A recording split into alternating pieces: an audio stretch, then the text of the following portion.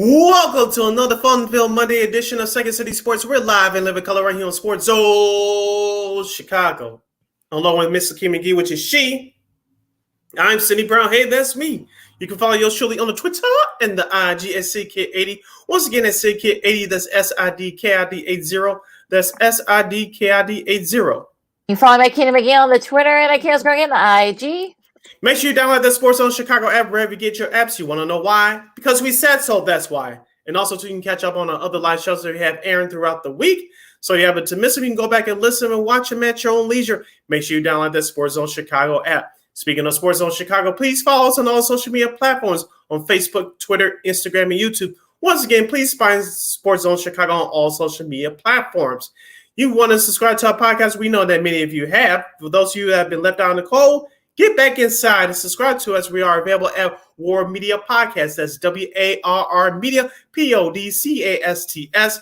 We are available on all podcast platforms, including the iHeartRadio app. And while you're at it, please give War Media a follow on all social media platforms on Facebook, Twitter, Instagram, and YouTube at WARR Media. Once again, that's at War Media, WARR Media on Facebook, Twitter, Instagram, and YouTube. And thank you very much in advance for your support. Like, share, subscribe, and tell your friends. We are unapologetically fun, and we have very definite opinions. If you have any definite opinions during our 2-hour extravaganza we call a Sports Talk Radio Show, you can always hit us up in the comments section at Sports Zone Chicago's Facebook page or at Sports Zone Chicago on YouTube. Type in your questions and comments in the comments section. Lakina will get them up on the screen for you. But if you decide to troll and or do something silly or stupid, I've given Lakina full power to give you fools the bill and be a boot. Toodles. But before we begin, we must remind you that you can also catch Sports Zone Chicago now available on Roku TV.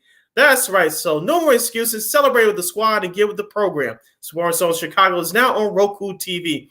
If you already have a Roku television, just tap on that sports folder and download that Sports Zone Chicago app. If you don't have a Roku TV, just hit up that Google Play Store.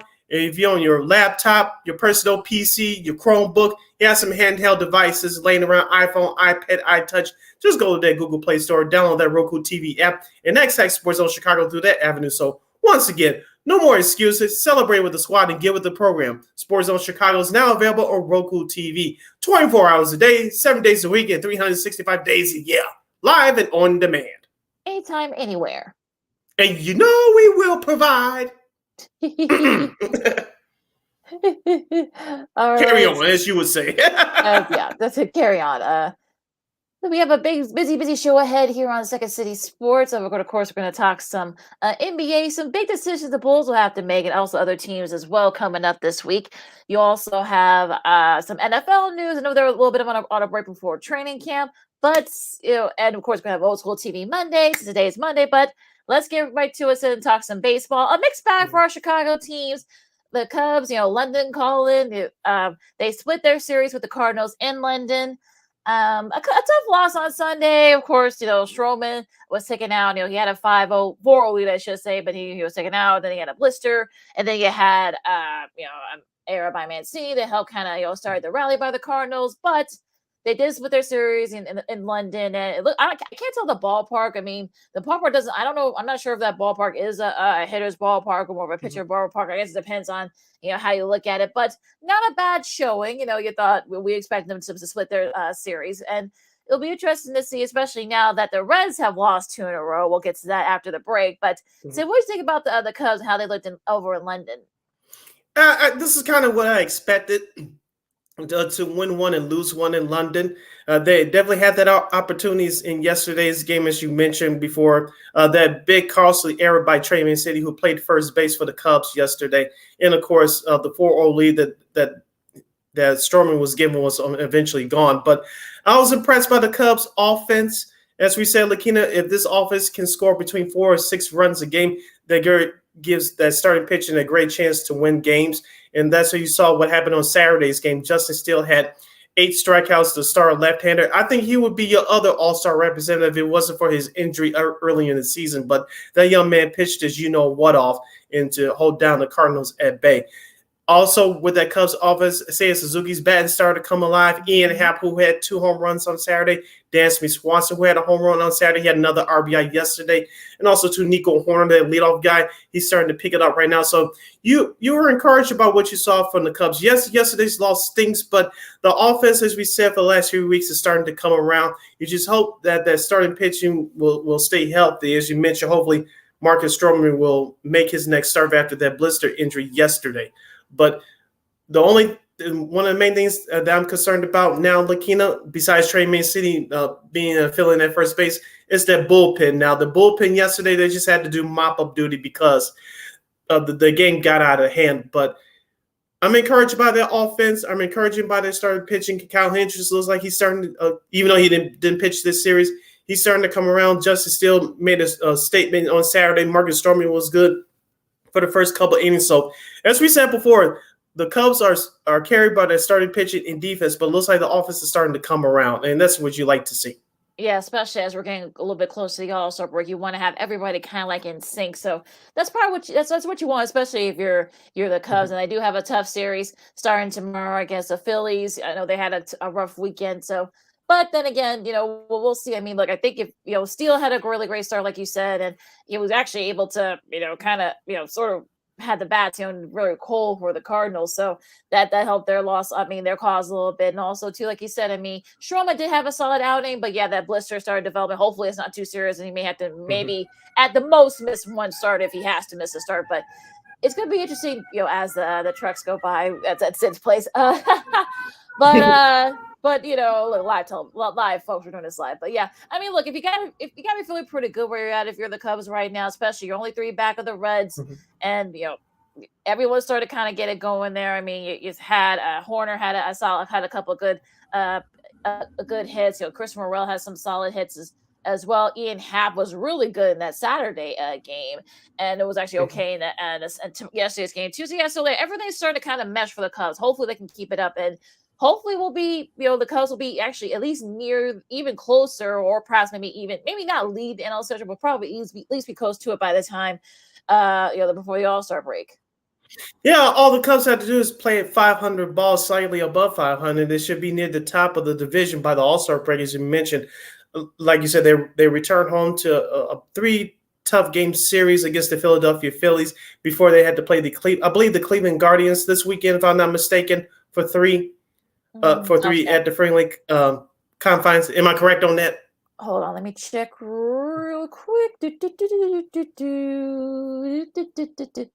This is live, folks. But yeah, as I'm looking through their schedule, but yeah, I mean, they do have a tough schedule this week. So like I said, I mean, this is sort of like the time where you want to try to get those wins. Look, it's split your series with the Cardinals. We were nice to swept them, but look, it is what it is with that. They do have Philly and they do have Cleveland. So that's correct. This weekend.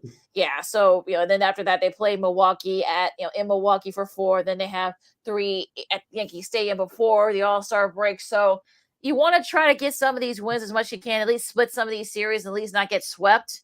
So this way you can kind of like keep pacing that NL Central.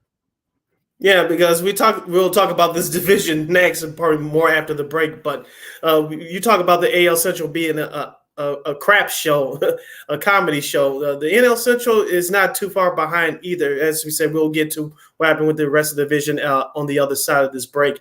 But the Cubs are right there. From top to bottom, probably next to the Cincinnati Reds. They're the most experienced and talented team on paper. They could just put it all together. I think they'll be okay. As we said, just play 500, slightly above 500 baseball, and you will be there. And you will hope that GM Carter Hawkins and President of Baseball Ops Jed Hoyer will make some moves, especially for that bullpen at the trade deadline. Perhaps get a veteran arm or 2 from that bullpen, because they do have a lot of options, especially from a neighboring team in town. But I'm sure we'll discuss that as this hour goes along. But you can get some veteran bullpen help and perhaps get a third baseman. We'll see what happens. You still have less than 5 weeks to go before the trade deadline on August 2nd. So we'll see what happens. Absolutely. Should be interesting there. I just listen to Second City Sports on Sports of Chicago. Talk us to local baseball here. Lakina McGee, Sydney Brown. Let's talk your White Sox. They had a solid showing. They beat the Red Sox 2 out of 3. And you saw Luis Robert Jr. making a case for another. He's making a case for perhaps maybe getting a chance to go to Seattle for the All-Star game in a few weeks. Had a couple big home runs, especially in the Saturday and Sunday game that kind of helped both that game open. Then he had 2 home runs yesterday to kind of power the White Sox past the Red Sox. And solid showing pitching wise. I mean, you win 2 out of 3, yay! With which oddly enough, the Red Sox are actually, if you go by they're the quote unquote the worst team in the AL East. So I guess you can kind of take solace in that, but. I mean, look, you show a little bit of flashes. Look, like I said, Robert Jr., I think he's like 45, not 45 home runs, but I guess he got about 45 RBIs this year or something like that. So I think for me, look, okay, you beat the Red Sox. That's nice. You're still 6 back in the AL Central. So I don't know what else, but yeah, I guess you could kind of take. You have a tough West Coast trip. Well, okay, I'll say the Angels, starting tonight. You got to go all the way across country, it's the Angels. Then you have to, with Ohtani. I know they're not going to be in a good mood. We'll get to that in a second. But what do you think about your White Sox this week, Sid? As we said all year long, you saw in this series this past weekend against Boston, they're led by their starting pitching. Lucas Giolito, he had a great performance on Friday with 10 strikeouts, but that damn offense has been inconsistent all year, and it wreaked its ugly head once again on Friday. But Saturday's game and yesterday's game, it came through when it needed the most. So, of course, 4 solo home runs on Saturday for the White Sox. Just get some men on base. You would have won the game earlier, but I digress. But Elvis Andrus came through on Saturday with that game-winning hit. To get the monkey out there back for the White Sox. Kendall Graveman, I know he's going to have some trade value if the White Sox keep losing, but as we said before, he's not your permanent closer for the future. And this is what happens when you have your best reliever on the shelf in Liam Hendricks. It looks like he may be back after the All-Star break, so we'll see what happens with that. In regards to yesterday's game, it was a bullpen day for the White Sox. Jesse Schultz did a great job. Tanner Bakes, who came in and he actually started the first 3 innings. He did an excellent job yesterday, got out of a couple of jams. And, of course, the White Sox offensively did just enough to beat the Red Sox. And as I said on Twitter yesterday, those 2 home runs by Luis Jr., that doesn't put him in the All-Star game. I don't know what does. Yeah, definitely making a case there. But like I said, I mean, look, you did a decent job. I mean, look, your starting pitcher was actually pretty solid. Your bats, actually showed up, which okay, yay, that's great. And look, and it's one of those days where the Benintendi actually had a solid showing. Elvis Andrus, who had that go ahead run on Saturday. I mean, okay, yeah, that's nice. Okay, great. I mean, look, like I said, I'm not. I mean, you won a series. The first series that you won 2 weeks. Okay, so it's hard for me to kind of get into are the Sox back mentality. But I digress there too. But look, I mean, look, you take the series if you're the White Sox. Got to take a World Series at a time. I know some people even said that Robert Jr. could probably be traded, especially if he keeps it up. So who knows? Look, who knows how this team's going, especially with TA on the IL still. So. I honestly don't know what else to say about this win for the Sox. I mean, look, you won a series, that's nice, but I'm not gonna be overly, yay, jumping for joy about it. Sorry, I'm not. I get the pessimism because, as we said all year, this team is consistently inconsistent, and we'll see what happens with this West Coast road trip coming up. Speaking of Tim Anderson, I know they're not going to put him on the IL because they've been playing him at second base, and that error that he had on Saturday, which led to the tying run for Boston, looked bad, and that's what happens when you haven't played a position consistently like he's been doing at shortstop for years. And so there you go with Tim Anderson. We know he's not fully healed, but the White Sox will have to manage this carefully. We'll see what happens down the road. Andrew Benintendi, as you mentioned, came through with a big RBI yesterday. He's your leadoff hitter until further notice.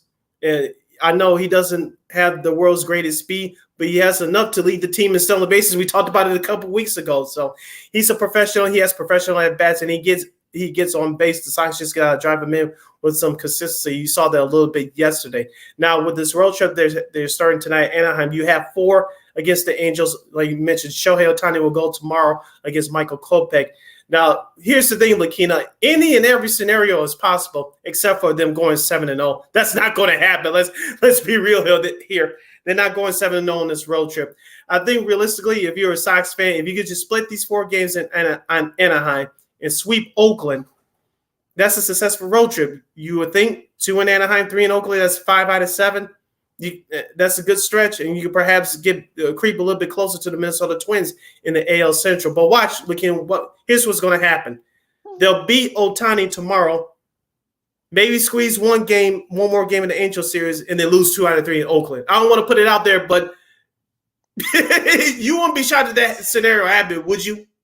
No, heck no. Especially the way this See? year plays this year. Not a chance. Oh no, look if they beat Ohtani, I mean, but then lose the other 2, or at least the next 2 out of the next 3 after that, then they actually end up losing 2 out of 3, which has happened before, oddly enough. So that's why I said, I mean, this team can't be trusted. So yeah, you had you had a nice win against the Red Sox, okay, but you're going into kind of like a little bit of a trap, especially that Oakland series. I mean, the A's are not very good, but look, we've seen weird things happen. The Sox play the A's for some reason, so it'll be interesting to see as that series coming up. So we're taking a really quick break. Of course, we're going to talk more baseball after this. Bats come alive, and a whole lot of weirdness and a lot of runs and everything else in between. Keenan McGee, Sidney Brown, Second City Sports on Sports of Chicago. More Diamond Talk coming up right after this. This year, my mom got me the perfect bag for back to school. These colorful binders help me stay organized. These headphones are just what I need for studying. These new sneakers are just what I need for the new year. This jacket is a real must-have. My parents got me the skateboard I wanted. It's pretty cool. These scissors really come in handy in art class. These colored pencils, too.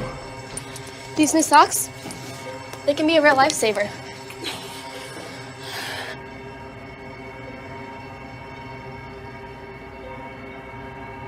I finally got my own phone to stay in touch with my mom.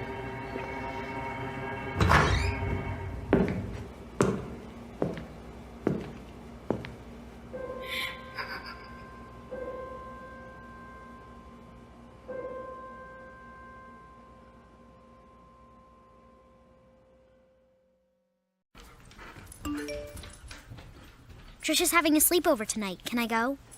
I wonder about Lucy's friends. What should I say? I know you're only 10, but one of these days a friend will offer you a drink. And alcohol at your age can lead to so many things. None of them good. So can I go to the sleepover?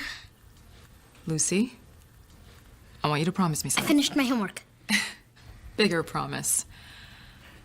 If there's any drinking, I want you to say, "No thanks, not my thing." Mom.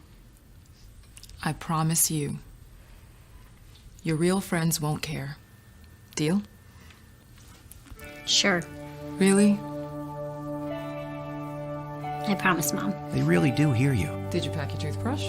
For tips on how to start the talk, visit underagedrinking.samhsa.gov. A public service message from the Substance Abuse and Mental Health Services Administration.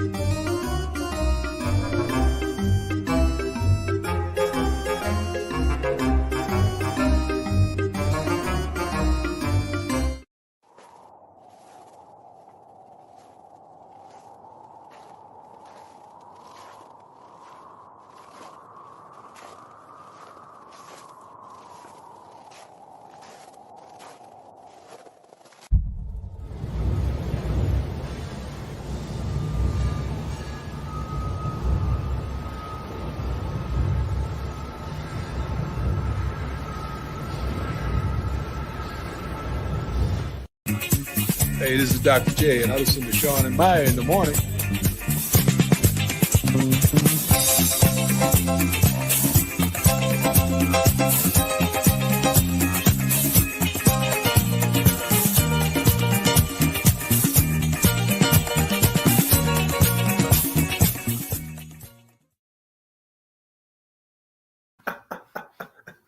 Welcome back to Second City Sports on the Fun Field Monday edition. We're live in living color right here on Sports Zone Chicago.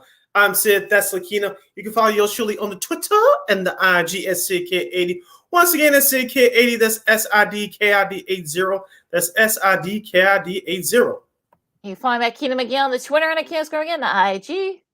And we have less than 85 minutes left or so in this extravaganza we call it Sports Talk Radio Show. So if you have any questions or comments for us, you can always hit us up in the comment section at Sports Zone Chicago's Facebook page or at Sports Zone Chicago on YouTube.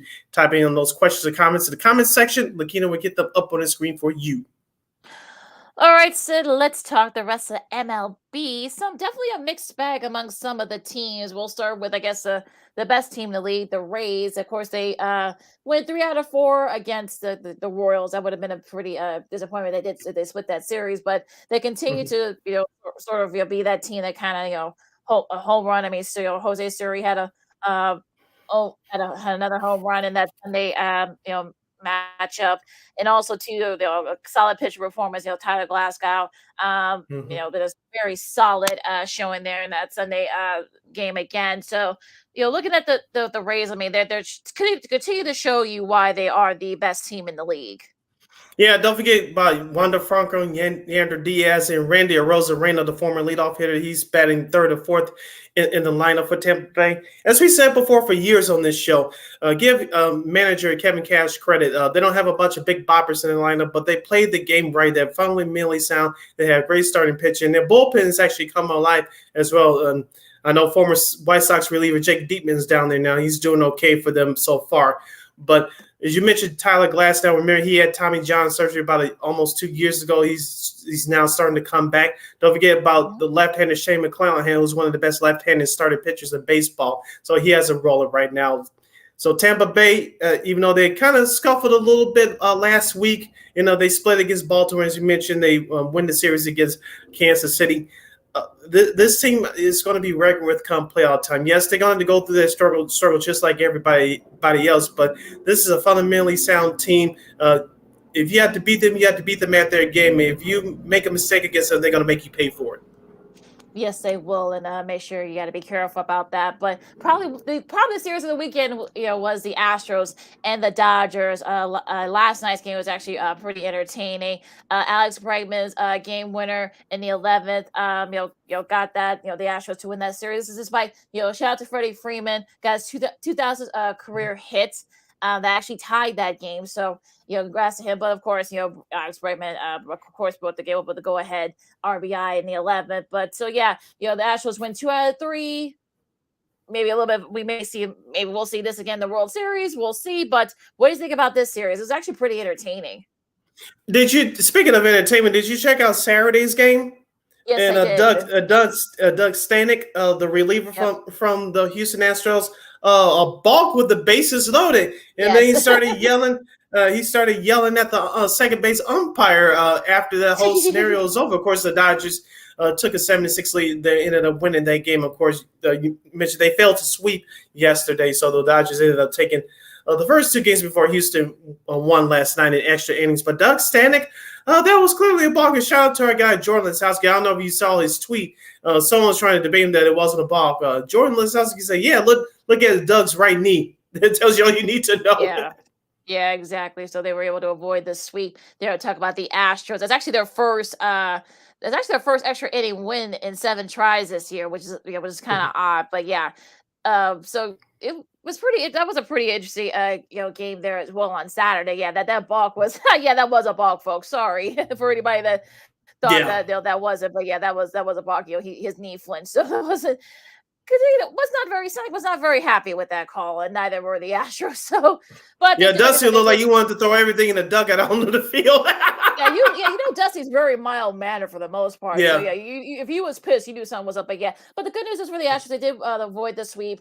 Spoiler, of course, Freeman's getting his 2000 career hit, and he actually is. I'm talking about Freeman. He's actually the 6th active player with at least 2000 career hits. So, of course, Miggy Cabrera is the active leader for the Tigers with a little over 3,100 hits. So, congrats to Freeman as he joins that pretty exclusive club there. So, let's see what else. The Angels. Speaking of the Angels, of course, who the White Sox will be playing starting tonight. They had a pretty weird series against the Rockies. Yeah, if you will. let's see here. How do I want to recap this? Now they did lose 7-4 in the opener at Coors. Then they actually win Saturday's game 25-1. I'm not. That's not a typo. I'm not. No mercy rule here. What'd you say, Sid? I'm sorry. I said no mercy rule there. Right, 25-1. This actually despite Ohtani not having his best hitting. So it was actually Mike Trout, Brandon Drury, and Matt Diaz, hit back to back home runs on 3 straight pitches off the Rockies in that game on Saturday against Chase Anderson.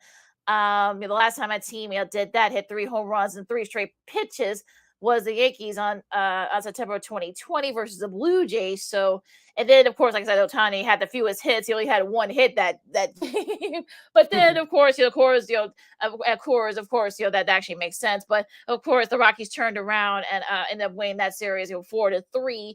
So that was just, like I said, that was a very strange series all around. So what do you think? Yeah, I don't know what else I could add to that other than that. Like I said, Anaheim's bats came alive on Saturday, but I heard someone say this yesterday doing one of the telecasts that when you score runs and bunches like that in a couple of games, or in this case with the Angels on Saturday in one game, it's hard for you to keep that momentum up actually the next few days. Mm-hmm. I know the Angels barely scored 3 runs yesterday. They lost the game in the series yesterday. But we'll see what happens if this has a long-lasting effect, because as we said, they host the White Sox for 4 games starting tonight.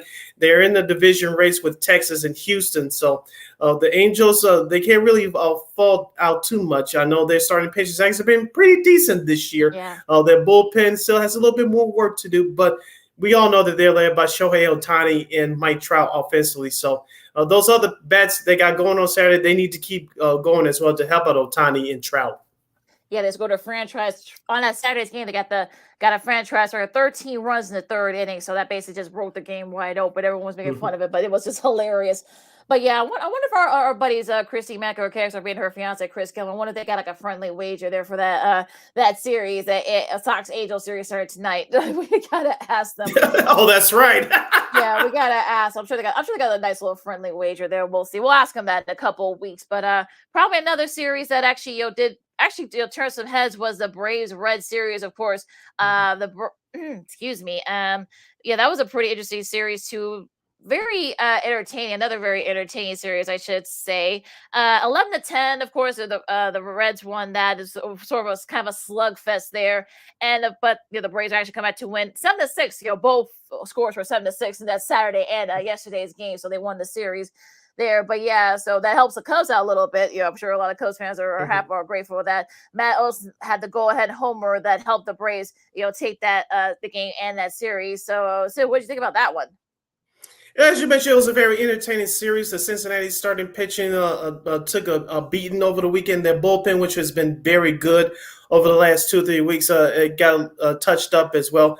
Atlanta is one of those teams that they've been together for a few years. Of course, they won the World Series a couple of years ago. They know what to do in tough situations with young teams like the Cincinnati Reds. They have to go through these types of experiences and know what to do in these situations. They play fun, entertaining baseball. Shout out to Ellie De La Cruz, excuse me, but he brings that that rookie brings that energy to the clubhouse. Of course, Jonathan India, who's been there for the last few years, he's solid. Of course, that veteran Jody Votto, who has had a heck of a return this week from injury. Of course, he has 3 home runs. He had another one in that series opener last Friday. So that Cincinnati Reds team is fun to watch. Hopefully, they can get their starting pitching back on track, because that's really been one of their early surprises from early in the season. So the Cincinnati Reds, I don't know if they're going to take the division. I think they're still a year away, but I said this a couple weeks ago. I'll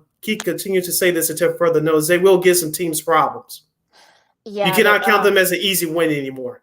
Yeah, the Braves snapped that 12-game winning streak against the Reds. That's actually the longest single season win streak that's snapped by a Braves team. You go all the way back to 1986, that first year that they moved to Atlanta. So it's been that long, oddly enough, since they've actually had to break a big streak like that. So yeah, I mean, if you're the Braves, you gotta be feeling encouraged. But at the same time, the Reds, you won 12 in a row, which is right near a franchise record. And again, we'll see if they can. I don't think they'll win the division either. I mean, you still got the Brewers right there. We'll talk about them in a second. They got the Cubs right there as well. Maybe the Pirates might still be a factor. Who knows? But again, we'll see. I mean, it's going to be interesting. But yeah. So what else caught your eye this week?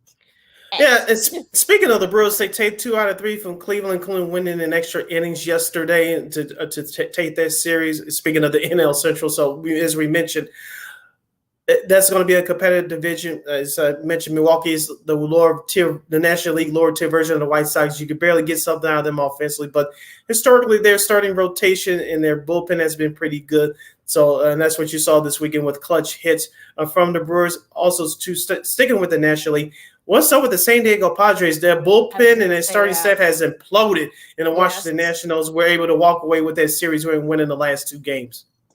Yeah, this is by win that first game 13-5. You thought that maybe maybe they could Nationals could they could actually win 2 out of 3 against the Nationals, but that didn't happen. So yeah, you wonder what's going on. Are we going through like the cycle again where you thought that maybe the Padres would actually be right there, give the Giants and the Diamondbacks and the Dodgers some problems, but no, they're back to kind of like where they were early in the season. So I just don't know. I mean, that's the Padres are a very tough team to figure out. So we'll see if they can kind of like get it going, because this is actually the time to do it. So you got about 6-7 weeks before the All-Star break.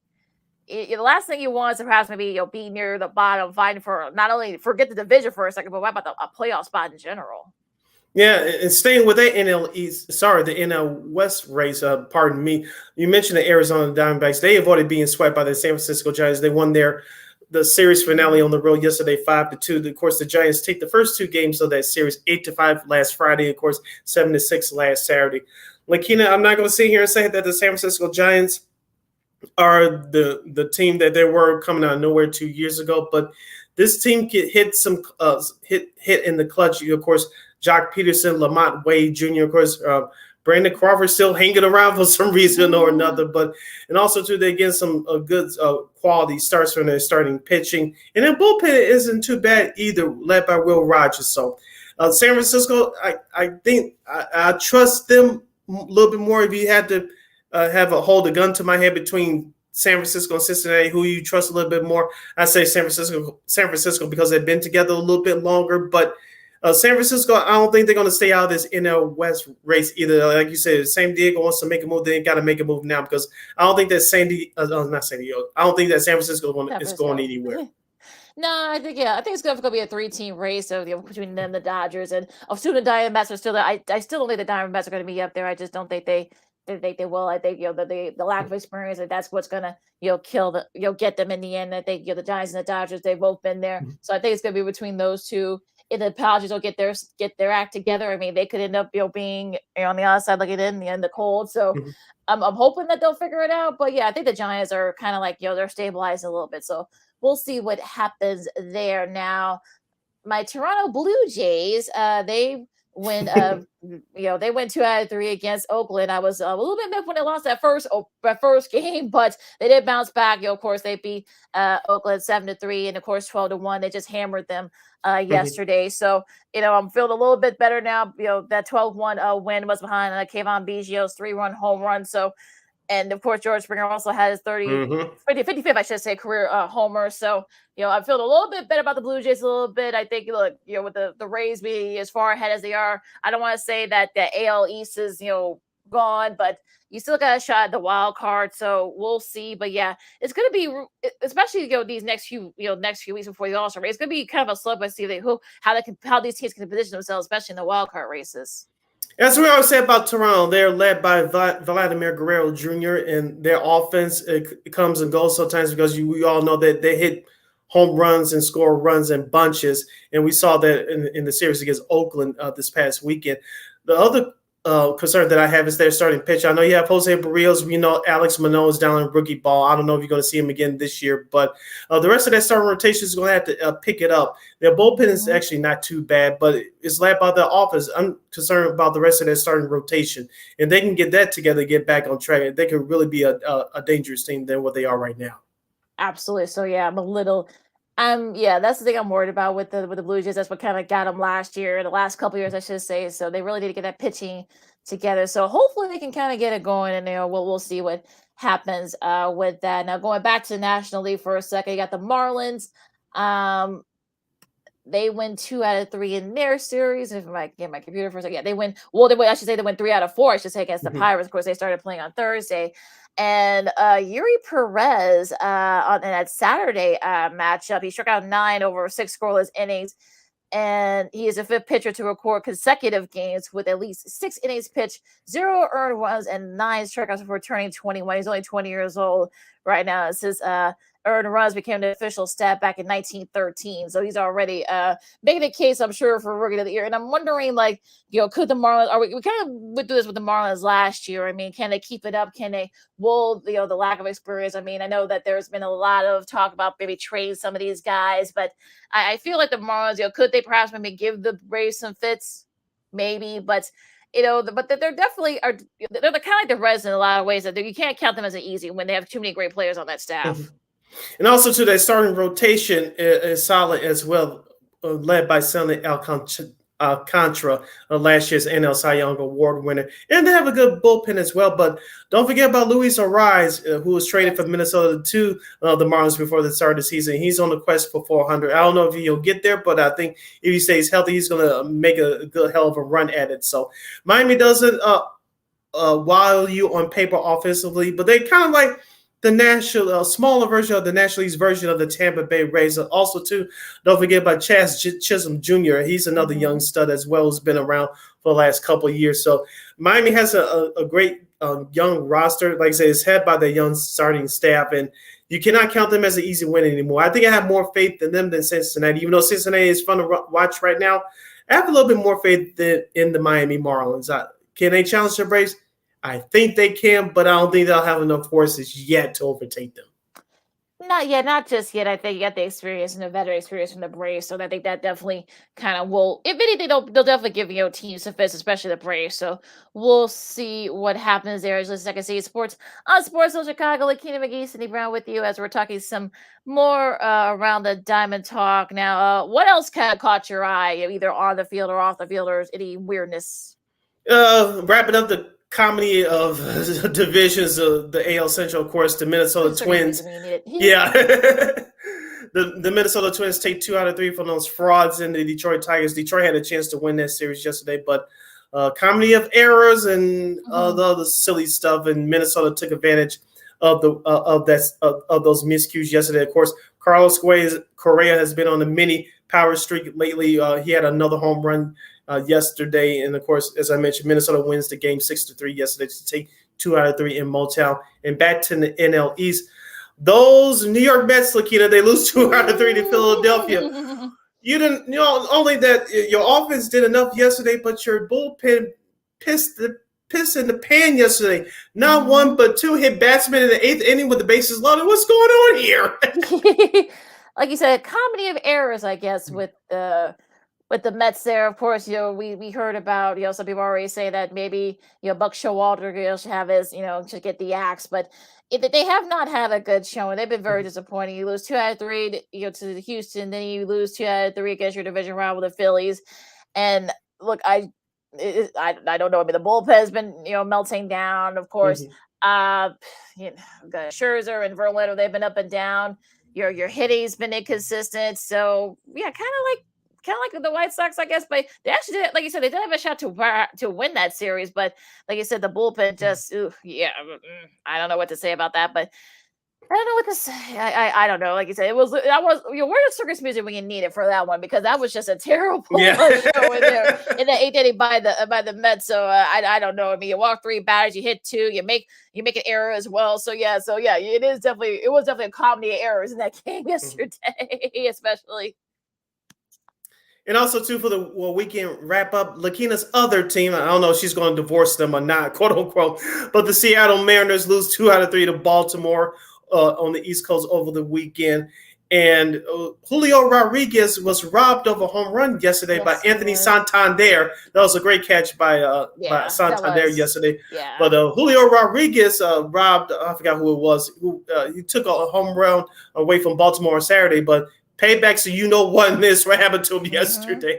Yeah, they were not very happy with that home run, robbed by Rodriguez. And again, I was like, that was a great catch by Santander. So yeah, you got to give Hmm. him a little bit of credit there for that. I mean, look, Baltimore, look, that's a great Baltimore squad. They got a solid squad, like I said, Hmm. Santander, Ty France. I mean, that's a really good, good Orioles team. So yeah, I think look, they're, like I said, I don't want to. I'm not giving up on the Mariners just yet. I think, look, they lose 2 out of 3 to the Yankees. They lose 2 out of 3 to the Orioles. I mean, they've had a very tough schedule. They do play Washington with a little bit of home cooking starting tonight. So we'll see if they can kind of try to make it a little bit interesting here. But yeah, losing 2 in a row. I mean, I think they're still adjusting the fact that they're no longer the hunters, they're now the hunted. And Hmm. like you said, Texas has been very good. Angels have kept it up so far. So that AL West is very tough for the most part. So yeah, they're in a very tough spot now, but yeah, I'm hoping they can turn it around. I'm not losing hope on them just yet. And speaking of the Texas Rangers, they lose 2 out of 3 in New York City over the weekend after the win in the opener last Friday, 4-2. The Yankees came back to win the last 2 games of that series, including yesterday's 5-3 win. Nathan Eovaldi, I think he had a no decision, but the last 2 games he's pitched in since Texas has been on this road trip, they lost. They lost it yesterday at Yankee Stadium. Of course, they lost last Tuesday's game on that BS blocking the play call in Chicago against the White Sox.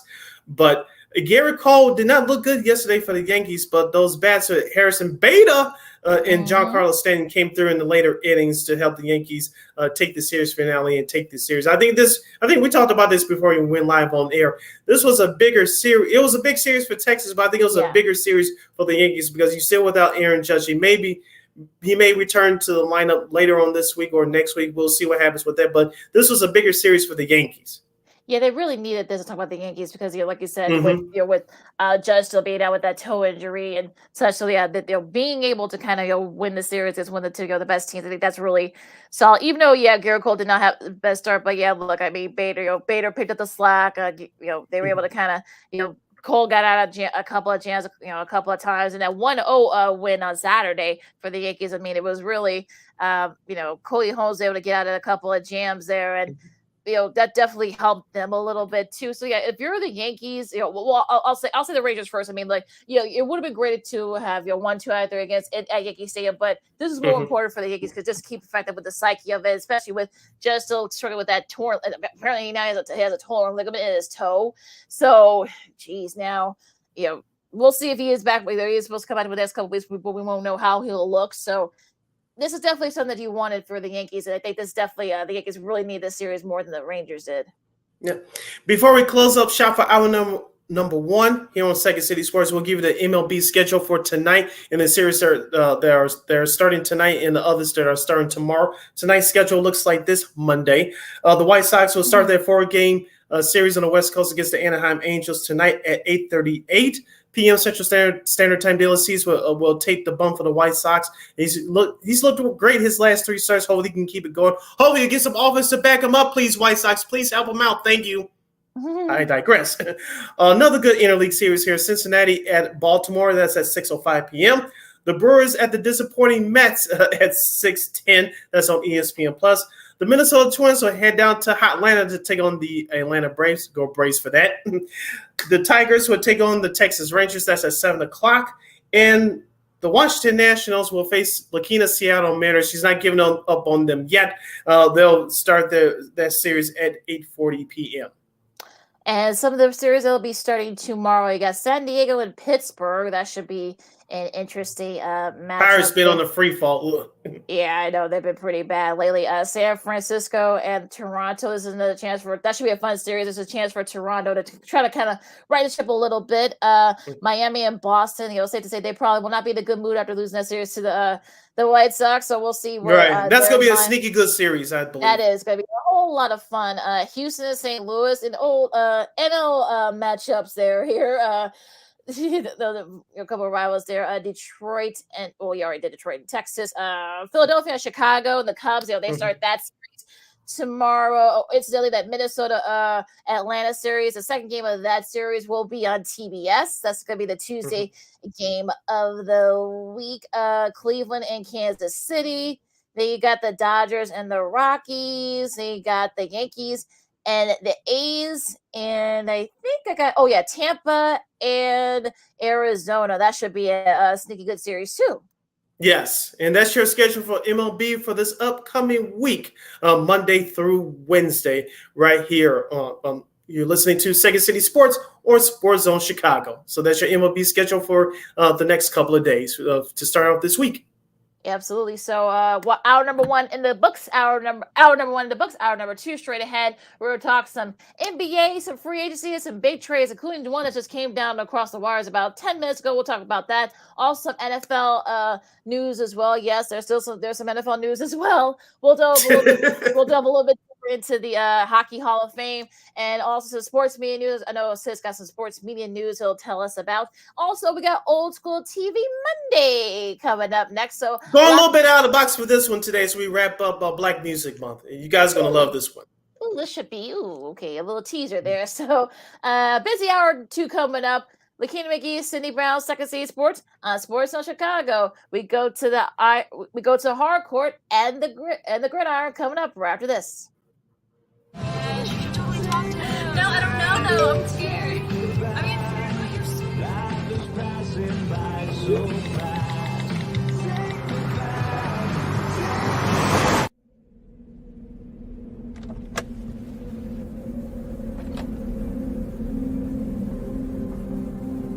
Do you know that you're in my lane? No, not at all. Are you not paying attention? Are you texting? I was just checking in with my mom. I was telling her that I thought we'd be home by 6. It's okay. There's enough time.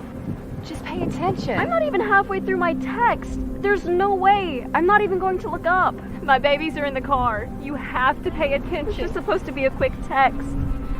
I'm so sorry.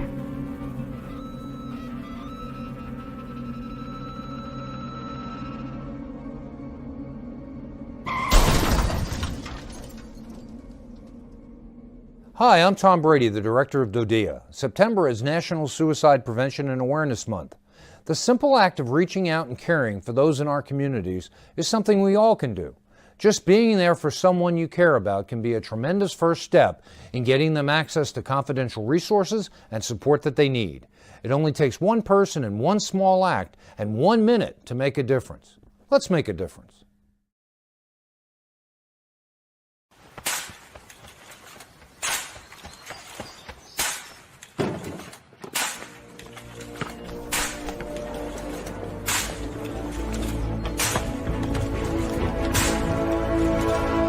Move it!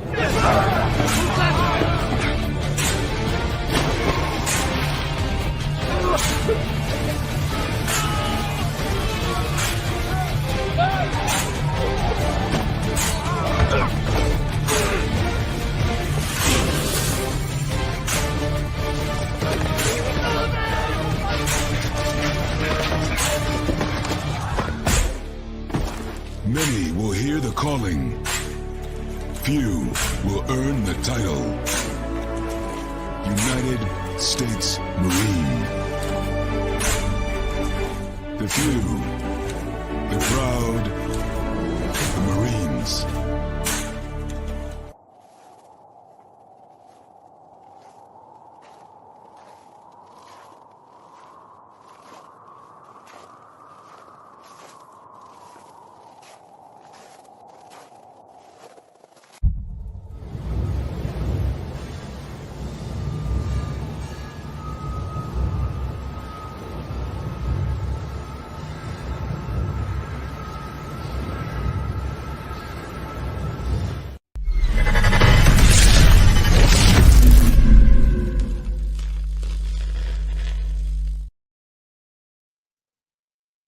Welcome back to hour number 2 of Second City Sports on the Monday edition. We're live in living color right here on Sports Zone Chicago.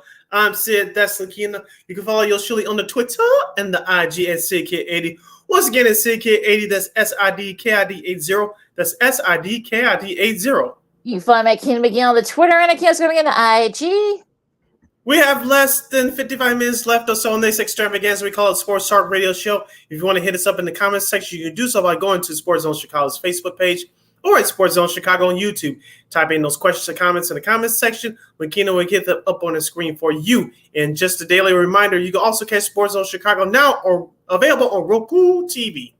All right, Sid. So we've got some lot to talk about still. Let's go to the NFL. Let's do NBA first because that's really the more pressing thing right now. Of course, a big trade just came across the pike a little over 20 minutes ago. The Hawks are finalizing a trade, according to Adrian Wojnarowski of ESPN. They're finalizing a trade to send John Collins to the Jazz for Rudy Gay and a future second-round pick. Atlanta's largely unloading Collins' contract, 3 years, $78 million for some roster building, flexibility, and alignment.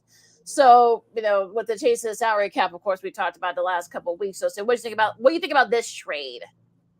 Yeah, I think this was a salary dump, and John Collins, if you paid attention, he's been a name that's been floated out there in trade talks for the last 2 or 3 years. Of course, the Hawks made that surprising run to the Eastern Conference Finals during that 72-game shortened season a couple of years ago with Trae Young. He was a big part of that, but his future was always in flux, and now we know partially why, because of the money that he was making. But we'll see if they can keep Trae Young. Remember, they acquired Dejounte Murray, the former San Antonio Spur, around this time last year via trade. So we'll see if they can build some better pieces around Trae Young. If they'll keep Trae Young, which I think they will, but will they build some better pieces around him? We'll see. But on the other hand, for Rudy Gay, I didn't know he was still playing, Lakina. You're talking about getting old. Oh, yours truly is getting. I remember he was coming out of UConn about 15, 17 years ago. I thought he quit by now, but I guess he still has some value. I don't know if he's going to play for the Atlanta Hawks. If not, I'm sure he's going to ask for a buyout. But we'll see what Atlanta does in terms of roster building for if they're going to add another veteran or not. Maybe DeMar DeRozan is in play for the Atlanta Hawks because he's entering his final year with the Chicago Bulls. And so we'll see if they're going to try to add those type of variants to go along with Trae Young. We'll see what the front office of the Hawks do this summer. Yeah, that's going to be very interesting to see what they decide to do. Like you said, with the change of the salary cap, I mean, it's going to be interesting, how everyone else is sort of going to be able to do this. So, like I said, it'll be interesting to see what happens with that. Now, the Damian Lillard situation keeps getting weirder. I mean, first, they thought that maybe he was going to stay. Then he said, "Oh, I want to leave." They say he wants to stay, and then he did the interview said he wants to leave, and then he wants to see how Portland does. Of course, apparently he wasn't very happy that Portland actually used the second round pick instead of using it as a trade piece and all this stuff. Like, oh, my head hurts. Sid, what do you think? I'm kind of, I'm kind of like this whole thing's really like just making my head spin, like literally, like not. It's almost like it's almost like the Lamar Jackson situation back with the Baltimore Ravens. Can we get a final resolution, please? Yes. Can we? And I like Damian Lillard personally, but I think it's time for him to go because I don't, Portland. They're in a reset mode right now. We mentioned all the young players they have with Anthony Simons and Scooter Henderson, who they picked up in the draft a couple days ago. So we mentioned all the options that Damian Lillard has. It's not that many, but some very good ones. Boston is probably outside shot because they made their trade for Porzingis. So I don't know. They're not the front runners, but I know one team should be in the front runner to get acquired by his services. That's the Miami Heat, as we talked about before. Him and Jimmy Butler and Bam Adebayo, they'll be in the top of the East again, and their chances will be better to get back to the finals than what they did this year. You would think that Philadelphia will still be in the mix to acquiring Mr. Lillard's services to go along with Joel Embiid. And I know we'll get into free agency talk in just a moment, but you think that Philadelphia will be in play? Miami will be in play? No, not the Bulls. The Bulls will not be in play for Damian's services. So, Bulls fans, I hate to disappoint you, but Dave Dollar will not be coming to Chicago wearing the Bulls uniform anytime soon. So, Oh, and I know our buddy Mad Peck was very he was very losing sleep over that one. But yeah, I mean, look, I think look, if there is a trade and such, I mean, I'm sure. Look, if you're the brass with Portland, I think Dame's over 30 now. He's 32. I'm sure he's going to want to go someplace where he'll have a chance to win a ring, and you're going to have to reset if you're Portland. So, hopefully this will be resolved, and hopefully things will be figured out. So it'll be interesting to see what happens here. Let's see. Josh Hart, of course, he was he was traded a couple of times. He's now with the Knicks. They actually they extended the player option, whether or not they're going to pick up his option. So we'll see if they do that. And same with the Knicks. D Rose, his option for next season was declined by the Knicks. So there are already some people in the Bulls, Bulls fans are already saying there should be kind of a reunion of some type. Look, I would love for D Rose to come back here, but where will he fit in this offense? And also, too, I mean, they're not close to win a championship. So, like, I don't, what would be I don't know, get the sense of that. What do you think, Sid? I just don't get it. For the storyline of it, it'll be a great return for him to cap off his career. But for what the Bulls need right now, he's not the answer. If he would come back here, he'll be a guy off the bench. And I don't know if Billy Donovan will. Excuse me. I don't know if Billy Donovan will use him the right way.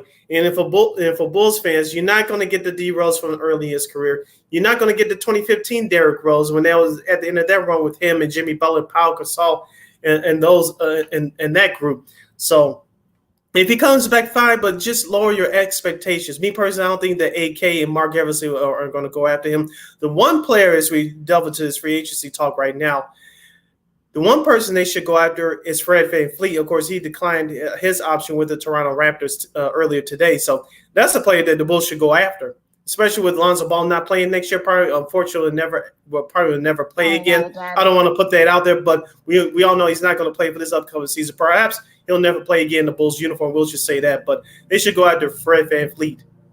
Yeah, and he wouldn't have to cost a lot either. So, and I think, of course, he's from Rockford, so he's just from just outside the city. So, he would be kind of like giving the extra score. And actually, he actually plays defense too. So, he definitely could be that option, which the Bulls definitely they need shooting and they need a defender. So, you're gonna get that with Fred VanVleet. Even for me to say, I've been knowing this guy since Wichita State. I can't say still can't say the man's name, but that's a me problem. Not anybody else. But yeah, I think this would be a great.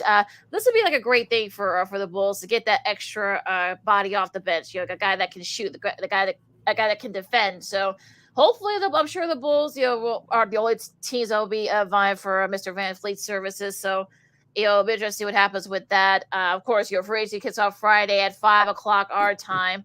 They got until the 29th to pick up whether they want to pick up Andre Drummond's option, and they actually also have until the 30th to agree on an extension with Vooch. So, it'll be interesting to see what happens with this because I think this is pretty big for the Bulls. We'll see what direction they're going to be going. If I had to give a prediction out, I think they'll decline the option on Andre Drummond and try to pull all their money into Vucevic. That's just my prediction. I don't know how you see it, but I think they'll decline the option of Andre Drummond and extend Vucevic. But as I said before, the Bulls will have to make a big move or two this offseason because if you bring the same roster back, we know that Derrick Jones Jr. Yeah. Thank you, Derrick Jones Jr. Thank you. Sorry, my brain ain't working today. It's Monday. Derrick Jones Jr. declined his option, so he's going to become a free agent, and he's not coming back here. So, if you bring the same team back, you'll be slightly over the salary cap, and it's not worth it for a team that just barely won 40 games last year. We just see if they decide, that they do try to go for the luxury tax, the way the new salary cap is going to be adjusted. So, if we just see how far AK can go with this, so. He may have something up. I'm gonna go by our buddy Big Dave Watson for CHGO's mantra. Let AK cook, and I'm sure he'll have something up his sleeve. So you never know what's going on in his mind. I know there have been rumors about Levine trade, but look, you're not gonna be able to move that contract, folks. I'm sorry. Now I don't know if they want to move DeMar either. So you may some look if you get VanVleet. I mean that could help a little bit.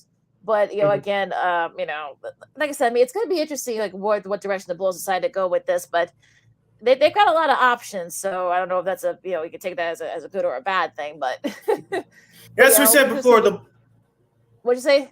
Yeah, as we said before, this Bulls teams that they need shooters or perhaps two shooters. I know I think. I don't know about Patrick Williams' situation, but I know Kobe White is a restricted free agent, so we know there's some teams that are trying to go after his services.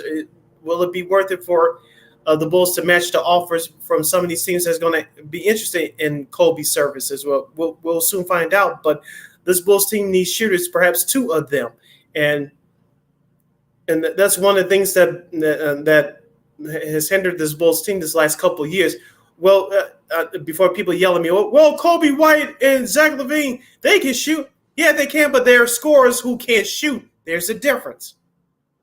Yeah, exactly. So they'll be interested to see what they do there. I know IO is a restricted, I think, too, so that they can kind of they got control of both those guys, Patrick Williams as well. So yeah, like I said, the Bulls are kind of in a very tough spot. I mean, that's not a big surprise. So you're interested to see where they go, what they do. So yeah, I'm kind of interested to see what's going to be the big thing here. And look, like I said, it'll be interesting to see what direction they decide to go with because.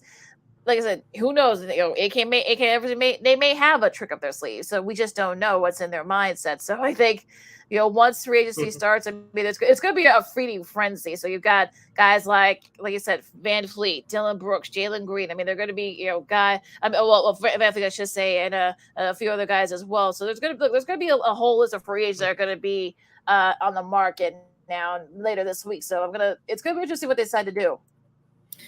I would love for the Bulls to pick up a guy like Dylan Brooks. I know he was kind of, quote unquote, blackballed by the Memphis Grizzlies, and he was being blamed for why Memphis lost to the Lakers in the first round of this past year's playoffs. So, of course, it was other reasons because Steven Adams and Brendan Clark were hurt, and John Morant, his head wasn't there, literally, no pun intended. So to put all that blame on Dylan Brooks was just silly. Yes, Dylan Brooks did some silly things too, but the problems in Memphis was way bigger than him. But I would like to see the Bulls pick up a guy like Dylan Brooks. I don't know if it's going to happen, but we'll see if they even kick the tires around bringing on Mr. Brooks to their team.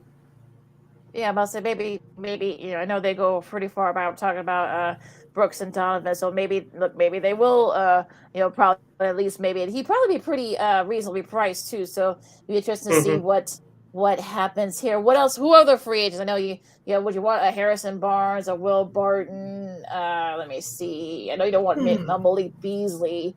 Biombo, is that Bismack Biombo? Would that be a guy that you would want if you're the Bulls? No. He's slightly older version for Andre Drummond. Yeah. So, no. Thomas Bryant, who declined his option with the Nuggets, and now the defending champion Nuggets. Jared Butler, Javon Carter, Michael Carter Williams. Bring him back to the Bulls or something like that. So. You want to bring Michael Carter Williams back to the Bulls? I mean, that's a familiar name. But any great shooters on that list, free agent list?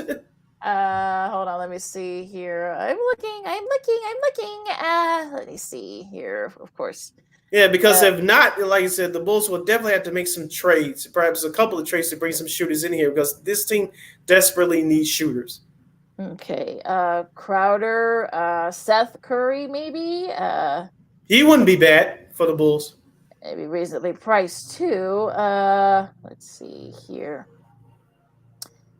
Yep. Yeah, that's pretty much it. Yeah, that's pretty much it for the most part. I mean, we're talking about shooters and guys that can defend. So the list is actually not that big. So like I said, Van Fleet's going to be like the big prize, and the Bulls are going to be trying to get that. But I'm sure there are going to be other teams that are going to be doing it too. So they'll be interesting to see. But yeah, I'm kind of interested. I can't wait till for free agent to start because it's going to get interesting to see where all this goes and where a lot of those guys are going to be going.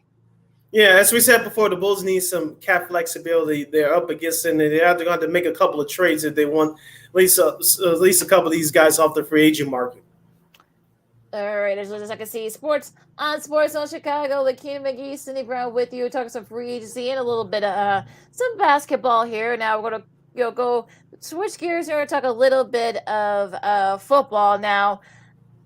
I know they got a little bit of time between now and training camp, which starts about this time next month in some spots. Now, Dalvin Cook is a name that's still being, still on the market now. I'm sure he's taking his time now. I saw on Good Morning Football earlier this morning that maybe perhaps him, going to the Jets, perhaps, maybe, yes, no, maybe so. What do you think? Would that be a good fit for Mr. Cook? I think it would make sense only because it will be soon the second-year running back Breece Hall, who tore his ACL last year. He actually he was on his way to a good rookie year, but until he tore his ACL in the game at Denver last year. So I think it will make sense for the Jets. They'll give another extra weapon for Aaron Rodgers coming out of the backfield. I think it would be a good tandem between him and Mr. Hall. I think that's the only reason why they were signing him, because they want to bring Breece Hall back. You don't want to rush a young guy's with that kind of talent back because he's still recovering from that torn ACL. I think that's the only reason why the Jets were considering. But it'll give Mr. Aaron Rodgers another weapon out of the backfield. And actually less emphasis on him to have to throw the ball, so that might help a little bit. Mm-hmm. So we talked about this with Dalvin Cook a few weeks ago, some like the various places that he could go. I know you've wanted him to go to Buffalo. We'll talk to Buffalo because they had sent a couple of their key guys in a second. Let's see here. Maybe Philadelphia. I don't know what their cap situation is. They got a bunch of running backs on the roster already, so yeah, might be a little crowded there. Yeah, it is crowded there. Maybe Jacksonville. Like I said, he's from around that area. He went to Florida State, so maybe Jacksonville. They could always use another running back. Let's see who else. I know. I'm sure the Bears. I know Miami's on top of that list, and yeah, like I said, it'll be a great fit for the Dolphins. But Tua Tagovailoa, say that 5 times fast. He has to stay healthy for that offense to work. Yeah, absolutely. And I think that's another thing. And it's like I said, it's gonna be interesting. I'm sure he's gonna want to try to be in a roster by training camp. I'm talking about Cook. So I know that Good Morning Football guys have said that. Dan Orlovsky from ESPN. I know yes, his food takes are not very good, but he actually is a pretty good football analyst. But we won't get into that. But yeah, he's actually also he actually is making the case for just the opposite. He does not think that he'd be a good fit. I'm talking about could be a good fit with the Jets. I know he has said Buffalo. I know a couple other teams he said as well. Perhaps might be a better fit for him. But I mean. I like the fact that he is taking his time, but I'm wondering, I'm sure he's going to want to, go to a place where he'll have a chance to win a ring. But also, too, I'm sure he probably going to want to see where he's going to get some touches. Yeah, and if you're Dalvin Cook, that should be your concern right now. Where can I go get the touches, and where's the team who has the best chance to win? I keep saying Buffalo, but with the head coach Sean McDermott being stubborn many times, okay, let's just say if you're Dalvin Cook, you do sign with Buffalo. Are you going to guarantee me a certain amount of touches? We all know that Sean McDermott likes to run Josh Allen into the ground. Well, hopefully that right elbow injury is healed up from last year. Because if it's not, Buffalo's going to be in trouble. They can have the best running back in the league on their team, but if you running Josh Allen more than you giving carries to your running back, it's going to be a problem. We all already know that Stephon Diggs is unhappy again, so – they got to get that situation taken care of right before the season starts, right before training camp, you assume. So I just don't know what's going on with the Sean McDermott and the rest of that Buffalo Bills front office right now. They have the talent there. They do, but just they can't get out of their own way sometimes. Well, they actually just extended both Brandon B, who's a GM, and McDermott to a new contract for the 2027 season. So I'm sure ownership may have a different idea. So it's going to be interesting to see what Buffalo does, especially with the fact that now you're going to have the Bean and McDermott in the fold. Mm-hmm. So hopefully they can get that situation with Diggs. Who knows whatever the situation is, who knows what that is entailing. But I said, I mean, maybe Baltimore for Cook. I mean, I think Baltimore might be a good place for him. They can always use more running backs. That way they might have to use his legs a lot. So.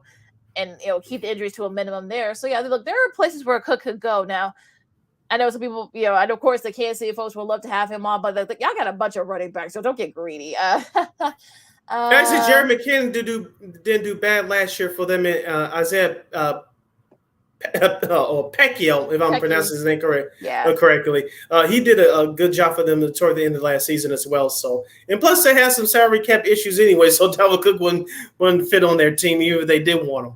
Yeah, so that's going to be interesting to see what he does there. Anything else football wise that's got your kind of ears perked up before we start let's talk about training camp and whatnot? Oh, I wanted to bring up an article that I found over the weekend. This is courtesy of our good friends at CBSSports.com. Jared Dubin had a great article. You guys can check it out. He had a ranking of the 2023 NFL triplets coming into the season, and he listed his top 6, and we'll go through them very quickly. He has at number 6 from the Dallas Cowboys, Dak Prescott, running back Tony Pollard, and wide receiver CeeDee Lamb. Of course, Dak Prescott is going on in that last year, that guaranteed deal. He needs to have a big year. Of course, Tony Pollard is recovering from that injury he suffered in the playoffs last year. And CeeDee Lamb really had a breakout year last year. That's the number one wide receiver for the Cowboys. Yeah, and also to remember with Zeke now gone, he hasn't found a team yet either. So yeah, with Zeke gone, I mean, we'll see how Power looks when we get into training camp. He didn't participate in OTA, so I'm wondering how he's gonna look. So, and a lot of pressure going to be on Mr. Prescott to try to perhaps maybe he could have that breakout year because, like you said, this is the last year of that guaranteed money. So it's gonna be interesting though. But yeah, I mean, yeah, I can live with them being at number 6. Okay, in Tier 2 at number 5, according to Jared Dubin of CBSSports.com, ranking the 2023 NFL triplets. Checking in at number 5, the Los Angeles Chargers, Justin Herbert, who will be looking for fresh cash soon.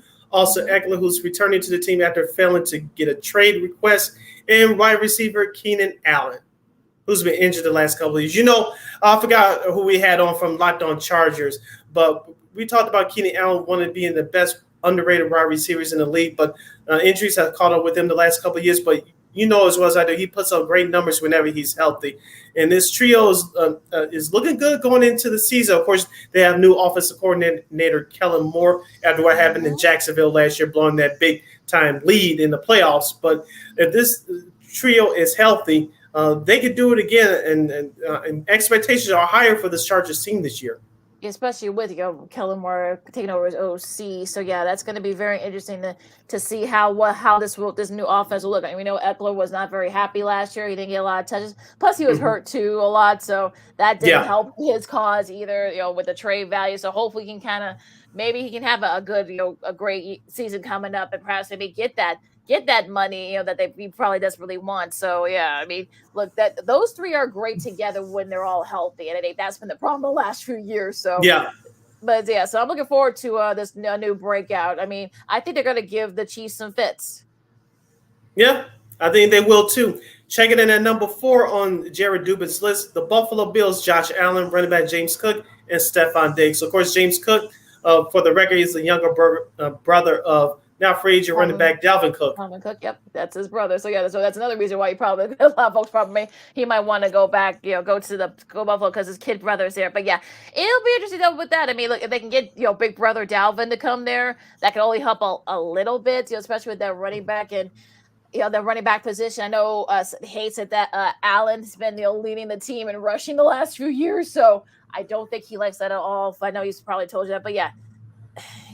I think. Look, they need something to break out. And look, whatever Diggs, hopefully they'll figure that out before trading camp because you don't want that to be a detraction or an issue. Mm-hmm. So yeah, I like that. Checking in at number 3, the Philadelphia Eagles with the Jared Dubin writing this: quarterback Jalen Hurts, running back you tell me. LOL. Of course, they have Rashard Penny, DeAndre Swift, who they acquired via trade during the draft. Kenneth Gainwell and Boston Scott, and of course, wide receiver AJ Brown. Yeah, I think it's gonna be a running back by committee over there in Philly. So it'll be interesting what direction. And I'm sure. Look. I mean, I don't know. I mean, there's gonna be as long as if you're an Eagles fan, I think you gotta be feeling pretty good. You won't have Jalen Hurts won't have to use his legs too much, and Nick Sirianni will not have to worry about him using his legs a lot. So you got all those running backs. So yeah, you got Brown, of course. I'm sure he'll have his touches. And look, I'm sure I know they want to kind of break that Super Bowl runner-up curse. Since he did it last year, but I know that it's going to be interesting because they got a pretty tough schedule. So we'll see where they're at. Okay, now we go into Tier 1, according to Jared Dubin of CBSSports.com, ranking the 2023 NFL triplets coming into the season. At number 2, the Kansas City Chiefs, quarterback Patrick Mahomes, running back Isaiah Pacheco, and tight end Travis Kelce, the ageless one. Self-explanatory there. But yeah. And at number 1, the Cincinnati Bengals, Joe Burrow, who's looking for fresh cash very soon. Running back Joe Mixon and wide receiver Jamar Chase will also be looking for fresh cash very soon.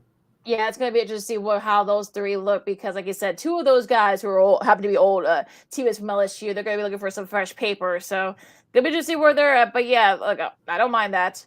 I mean, that list, I mean. Yeah, so check out that article at cbssports.com, and it's under the NFL section. Of course, wrapping up with that list, Lakina, with Cincinnati, it's going to be interesting to see what type of year that T. Higgins is going to have as well, because according to many pundits and experts, using air quotes here, he may be the odd man out. And if that's the case, if you're GM Ryan Poles going back to the Chicago Bears, do you think about acquiring his services around this time next year? It'll be interesting though. Like I said, they may not have a lot of, they got to pay Burrow, they got to pay Chase. So yeah, Higgins could be that odd guy out. So yeah, it'll be interesting to see what happens with that whole thing as we get closer to training camp. So we'll still be talking to NFL here. So folks, so don't feel we're not gonna talk about we're still gonna talk some NFL. So no problem at all. We're gonna take a really quick break, a last break of the show for this for today anyway. Of course, we'll delve a little bit more into some hockey, talk about the Hockey Hall of Fame, with the Hawks now on the verge of picking Connor Bedard on Wednesday night, and also too, I know yeah, right. We might trade it, so who knows? But also too, of course, I know it's got some media news. Of course, as a long time ESPN anchor says goodbye, and of course, old school TV Monday as we wrap up Black Music Month here in June, the last Monday here. Lots to do still. Lakita McGee, Cindy Brown, Second City Sports on Sports Zone Chicago. We'll wrap days up coming up right after this. This year, my mom got me the perfect bag for back to school. These colorful binders help me stay organized. These headphones are just what I need for studying. These new sneakers are just what I need for the new year. This jacket is a real must-have. My parents got me the skateboard I wanted. It's pretty cool. These scissors really come in handy in art class. These colored pencils too. These new socks, they can be a real lifesaver.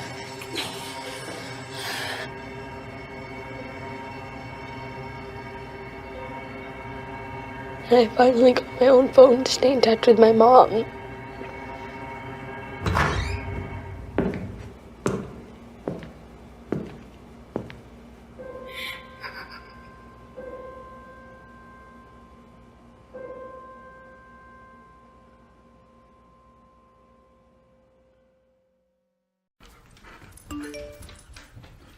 Trisha's having a sleepover tonight. Can I go? I wonder about Lucy's friends. What should I say? I know you're only 10, but one of these days a friend will offer you a drink. And alcohol at your age can lead to so many things. None of them good. So can I go to the sleepover? Lucy, I want you to promise me I something. finished my homework. Bigger promise. If there's any drinking, I want you to say, "No thanks, not my thing." Mom. I promise you. Your real friends won't care. Deal? Sure. Really? I promise, Mom. They really do hear you. Did you pack your toothbrush? For tips on how to start the talk, visit underagedrinking.samhsa.gov. A public service message from the Substance Abuse and Mental Health Services Administration.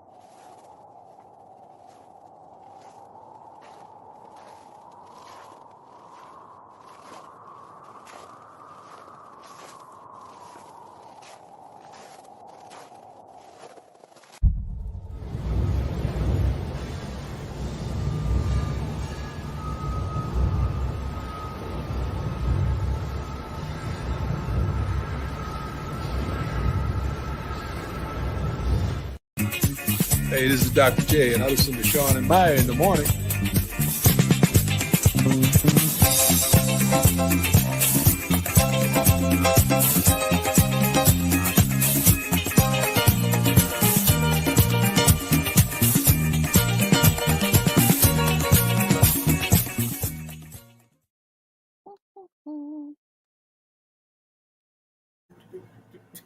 Sorry.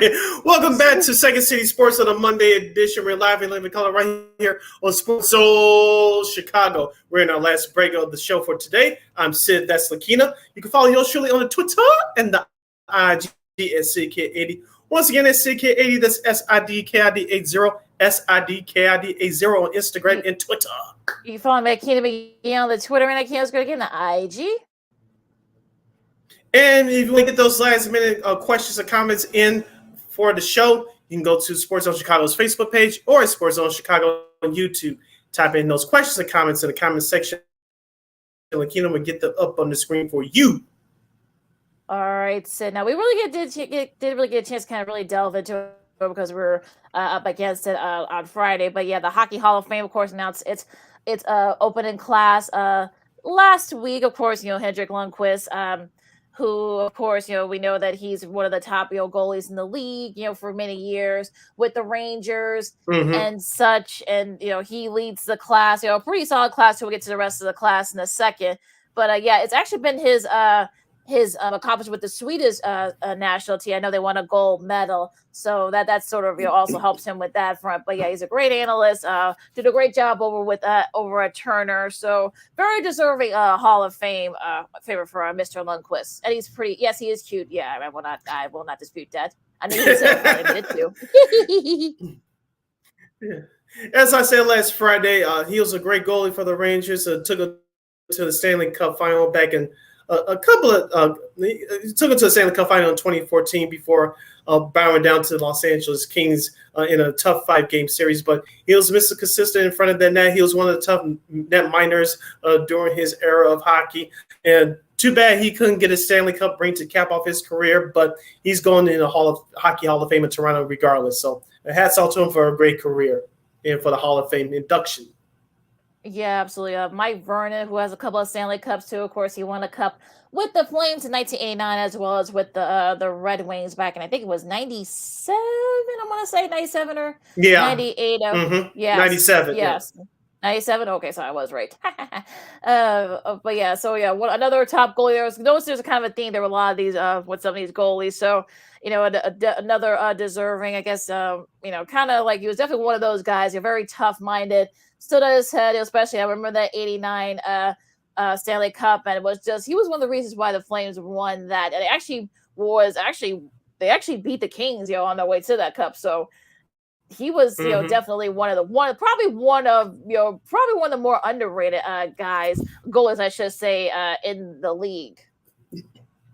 I remember Lenny McDonald's playoff beard and facial hair. You can barely see what he looked like. I know he's hanging on to some of that because he's still living today. But I remember what do you look like? You hide behind all that hair. Right. Yeah. I remember he said he actually liked the beard. That's why he kept it. So I don't know if it but yeah. But yeah, he had a goal against the average of 1.76, a save percentage of 90, just under 93, and he was a 3-time All-Star. I'm talking about Vernon was. So yeah, just another solid goalie there. Of course, let me see here who else made it. Also too, of course, Tom Barrasso. Another goaltender again. It's a theme here. All these goaltenders said he won the Vezina Trophy as a rookie with the Sabres back in '84. He was runner up for the award the following season, of course, as top goalie in '91, '92. Barrasso, I should say, backstopped the Penguins to back-to-back cups, and he managed to play 10 more seasons after that. He finished his career with a 3.24 goal against average and just under 90% save percentage and 38 shutouts in his 777 game career. Yep, you can't argue with those numbers, and like I said, ranks up right up there with his classmates. And so, congratulations to him. What more can you say? Look, your speeches, you read off those numbers, especially it ranks among some of those the best in his era. Absolutely. Of course, Pierre Turgeon, of course, you remember that name. Sid, and of course, from 88 to 94, he scored a total of 242 goals, which ranked 10th, in 8th, I should say, in that time span. Also, too, he had a consistent 20 goal scorer. He did a 30 goal scorer mark 3 times. Played for 6 different franchises. Probably one of the better players in the league. So I'm glad he's made it to the Hall of Fame. Ken Hitchcock. Oh crap! Really? Oh, darn to say. My little 4th coach in the NHL history with 849 victories over 22 seasons. He led of course, the Dallas Stars to their first and only cup back in '99, and took that should have been Buffalo's, but I digress. Right, that's true. He took the team, the same team the next year. Of course, they lost to the Devils that year, and coached 5 different teams, to the playoffs. 14 of his 22 years there. So another solid coach. They're probably one of the more underrated coaches in the league, I think. Ken, I'm glad he's finally getting his due. Caroline Ouellette, who was a highly decorated career in the Canadian women's national team, won 4 gold medals with the Canadian team, 59 world championship games, have 4 pieces. She racked up actually 10 gold medals throughout her career. In her career, of course, playing in various women's hockey leagues in the NWHL and the CWHL, which is the Canadian Women's Hockey League, too. So a nice career for her, and probably still, I think she still does TV work though too for the Canadian. I think she does some work on TSN, I believe, with their hockey, both the men's and the women. So nice career for her as well. I'm glad she's getting her due. And I think there's one more. My darn thing froze. My thing froze. Of course, it did. Pierre Lacroix, who Sally is. Pierre Lacroix, who Sally is no longer with us. Remember, he died from COVID a couple years ago. So, of course, Lacroix probably one of the best front office guys. He served as GM for the old Quebec Nordiques and, of course, the Colorado Avalanche from 94 to 06. They reached the playoffs every season during his tenure there. He bought 2 Stanley Cup champions, in 96 and 01 with the Avalanche. They won 8 division titles with him at the helm. And so he'll be inducted posthumously. So a really great class of NHL, Hockey Hall of Famers, I should say. Just not just NHL, but all of Hockey Hall of Famers. So congrats to them. Yeah, it's a great class. But I remember tweeting out last week via the NHL Network. They had a list up there, and they featured 2 former Blackhawks, Jeremy Roenick and Corey Crawford. Do you think either or both will eventually get into the Hockey Hall of Fame? I know Jeremy Roenick's in the USA Hockey Hall of Fame, but do you think him and Corey Crawford or both or either one will eventually get in the Hockey Hall of Fame in Toronto in the near future? Yeah, they were both finalists. And I think they will get it eventually, just because for their accomplishments, of course, with everything that Roenick does. I think maybe his past mistakes might come back to bite him in the butt. I'm talking about Roenick, so that might keep him out of the Hockey Hall of Fame. We'll see. Crawford, I think we'll get into. I think, look, he's still very young. I don't even think he's 40 yet, which is kind of weird to see if we think about it. But of course, he was part of those 2 Stanley Cups, for the Blackhawks, the last 2 of those cups. So I'm sure he'll get in, but I'm sure he'll get in at some point. I mean, some other folks that didn't get in, Rob Brindamore, I'm surprised he didn't get in. I would have thought he would have gotten in this year. But yeah, I mean, I'm sure they'll get in eventually. Like the Hockey Hall of Fame is I don't want to say they're very selective, but they're kind of okay, look, again, this year is more of a goalie theme, so maybe next year will be a defensive theme or whatever. So it'll be interesting to see what happens next year. But yeah, this is actually a good class, so I don't have too many issues with it. But yeah, I'm a little surprised that Brendan Moore and Roenick and Crawford. I think his youth might have a little bit to do with it too. But yeah, but what do I know? Yeah, I think Crawford's going to have to wait a while, but I think eventually he'll get in. Jeremy Roenick, in my personal opinion, should have been in years ago, but I think he'll eventually get in. Now, how many more years he's going to have to wait, I don't know. But I think you're correct. They'll both of them will eventually get in, but how much longer are they going to wait? Yeah. So let's congrats to all the Hockey Hall of Famers. It should be a fun summer coming up later this year. Yep. You're listening to Second City Sports or Sports Zone Chicago. Sid Lakina hanging out here with you. We're still, yeah. Yeah. You're listening to Second City Sports or Sports Zone Chicago. Sid Lakina hanging out here with you. As we still have a few more minutes left in our Monday edition of the program. I want to talk a little bit about the sports media news, and it affects us here in Chicago. This story actually broke over the weekend. First, according to Jeff Agrest, the deputy sports editor of the Chicago Sun-Times, it looks like the Chicago Cubs will join the Boston Red Sox and the New York Yankees as the latest teams in Major League Baseball to direct-to-consumer streaming services. Accounting for the recent trend toward cord cutting, Marquee Sports Network announced plans to launch a direct-to-consumer streaming service, enabling viewers to watch the Chicago Cubs games without paying for a cable or satellite subscription. While details remain scarce, the service could be available as soon as next month, according to Cubs President of Business Operations, Mr. Crane Kenny. In a recent interview that Crane Kenny participated in on 670 The Score, the Cubs radio flagship station, he said, and I quote, "To reach our fans that cut the cord, we're introducing a streaming service this year. We are aiming for July, sometime after the All-Star break, to bring service to those who say, I cut the cord, I do not have Fubo, which we are available on, but I would like to buy Marquee individually, just the channel to see Cubs games," end quote. Lakina, it looks like this trend is starting to continue. And with the cord cutting process has been going on for many years, viewers and people in general are saying that I'm not going to pay too much for this subscription service or the cable services. The prices are going up seemingly like every year. It looks like every month or so. People would like to pay exactly for what they want. And for Cubs fans, this is a great option for them.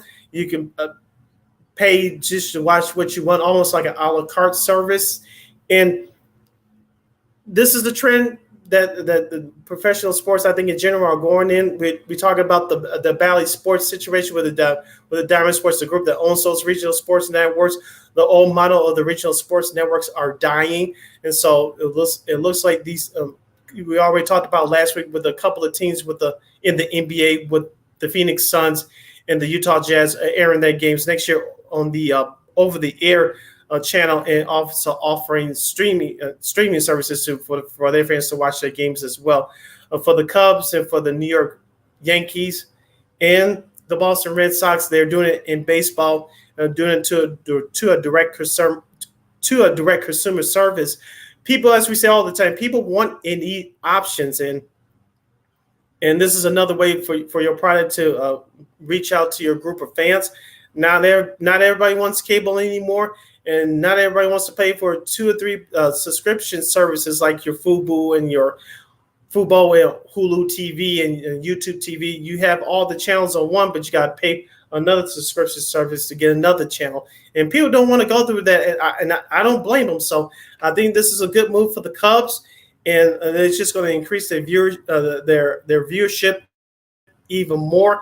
So this year with the team being competitive, I think that the Cubs will do well because there's always going to be interest with the Chicago Cubs. They're not just a local team in Chicago with interest, they're a national team as well. You could thank WGN in the 80s for their popularity and that. Continuing on with the article, the Cubs joined the Boston Red Sox and the New York Yankees as early adopters of the direct-to-consumer model, offering paid monthly subscription services on NESN and YES, respectively. This could be a smart pivot for the Cubs, who have experienced declining viewership of late because the team has been struggling the last couple of years. But a product of both the team's irrelevance and the prevailing cord-cutting phenomenon with streaming and the a la carte services emerging as legitimate threats to cable. So as we said before, people want and need options.